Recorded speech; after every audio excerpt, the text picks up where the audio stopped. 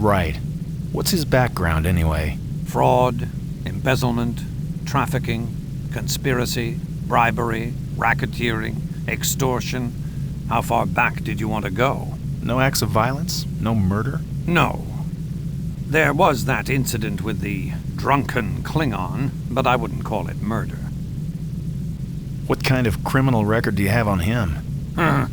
His file's so large I had to expand the record capacity. Disappointingly few convictions, though. He's as slippery as a Klabnian eel. Why do you think he booked passage on the very last transport out? He's a Ferengi ambassador. That bar of his is his primary, legal source of profit. He'd keep it open as long as there was one potential customer and a single strip of latinum left on the station. Besides, it probably took him hours to secure all his precious possessions. Let's see the next one. Kimry Renat, a Lycosian. He was a weapons expert for a second-rate criminal consortium on Altair. I've been keeping an eye on him and his partner Priyet Ning since they came on board. That's the one I saw talking to Quark on the view screen in the bar. That makes sense. Renat spent a small fortune in the bar, but Quark's never so much as made eye contact with him. That usually means he's disguising a covert business arrangement. Were they trouble? Not at first. They kept fairly quiet, sticking to Quark's bar for the most part, until an incident with a rival faction a few days ago. I haven't come in contact with this species before. Lacosians divide themselves up into clans based on minor interspecies differences. Physical size, local dialects.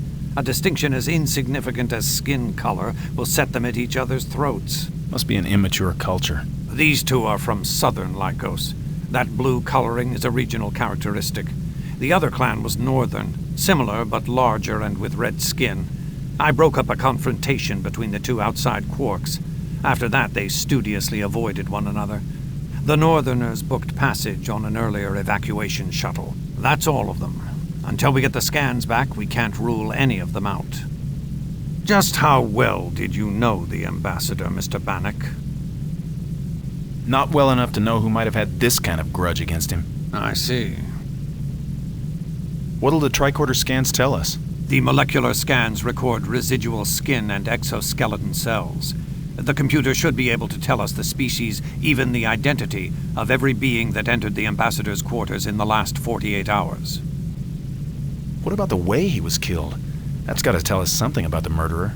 Yes, the murder weapon. Molecular inhibitors aren't your average sidearm.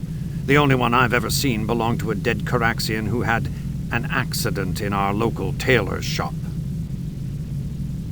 Can't you just run a station scan to find the weapon? Not effectively. It's just a device like any other. Until it's discharged, it doesn't give off any distinct signature. Unfortunately, it only discharges on contact with a victim's body. It's only dangerous if it touches you? But don't underestimate the threat. A Klingon Diktag can be just as deadly as a phaser in the right hands. What do you know about the ambassador's mission in the Gamma Quadrant? Captain Sisko gave me access to his report from the Gamma Quadrant. Did it contain anything that might help us? He said he was bringing back some items that could turn out to be valuable to the Federation. What kind of valuable items? He didn't say. It was very vague, actually. As if he didn't want to talk about it on an open frequency. If we can find out what was stolen from his room, we may be able to find out more about who killed him and why. Were you able to determine if anything had been stolen from the ambassador's quarters? Not positively. But security records show that when Carrick boarded, he invoked diplomatic privilege. What for, exactly? According to the officer's log, the ambassador was very insistent that we not scan a particular piece of his luggage. I have visual reference on the container, a small silver case, but it wasn't among the contents of his quarters. Was there something about this particular piece that made you want to scan it? Not really. We routinely scan arriving traffic for weapons, incendiary devices, contraband. This station is on the outskirts of Federation Space, Ambassador. You'd be amazed at what people try to bring in and out of here. So you think the killer might have stolen it? Very likely. Do you have any idea what it might have contained? Something valuable. Valuable enough to kill for. It's certainly a possibility. If your theory's right, when we find whatever was in that case, we'll find the killer. Only problem is, how will we know when we've found it? Where could the Terragan radiation have come from? It could be an effect of the plasma disturbance.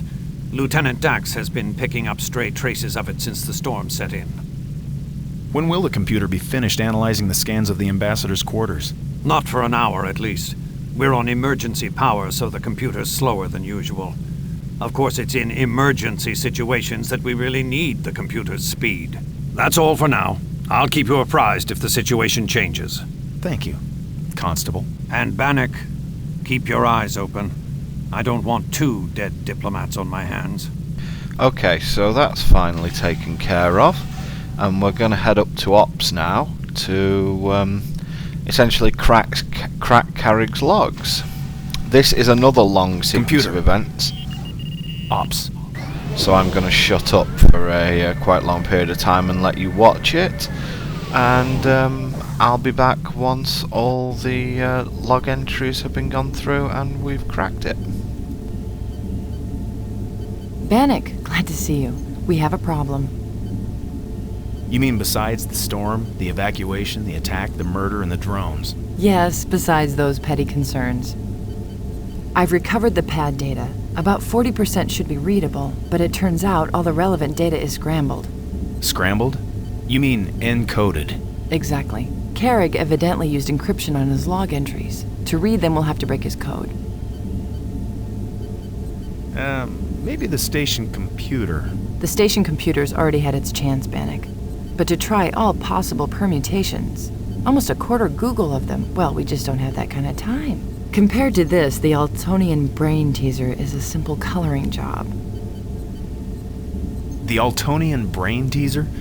I've never tried that one. I've been playing with it for over 400 years. Gotten pretty far along. I have the kaleidotemporal texturing down pat, but never mind that. About Carrick's cipher. The problem is, to even begin, you need to select the right color.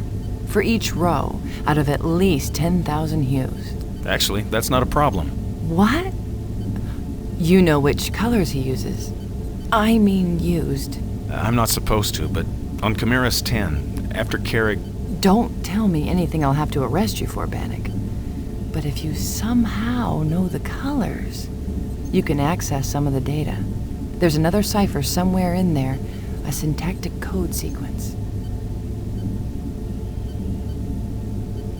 Syntactic code sequence? What is that exactly? You unlock the log entries by punching in the proper sequence on the cipher screen. It's like assembling words into a sentence. Carrick was a connoisseur of languages, wasn't he? Yeah, he spoke about 50 languages and understood 200. I think he makes use of that. There's a translation matrix in the cipher block. Want to take a look? Right there to your left. Just input the code colors in the correct order. And if I do...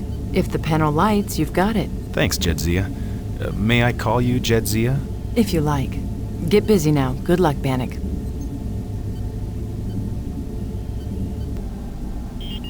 Okay. Hope they haven't changed. Ha! Ha ha! Kardin. Plan. Nikto. Gourmet.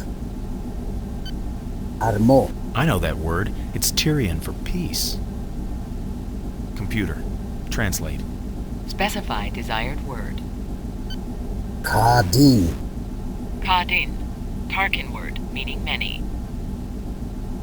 Translate. Plan.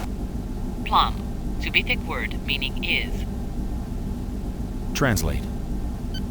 Nikto. Nikto. Baradan word, meaning arguing. Translate. Gourmet. Gahme. Klingon word, meaning voices. Translate. Armo. Armo. Tyrian word, meaning peace. So, crack the code yet? It's not exactly very difficult once you know what you're doing. But we will find out and go through the logs next time.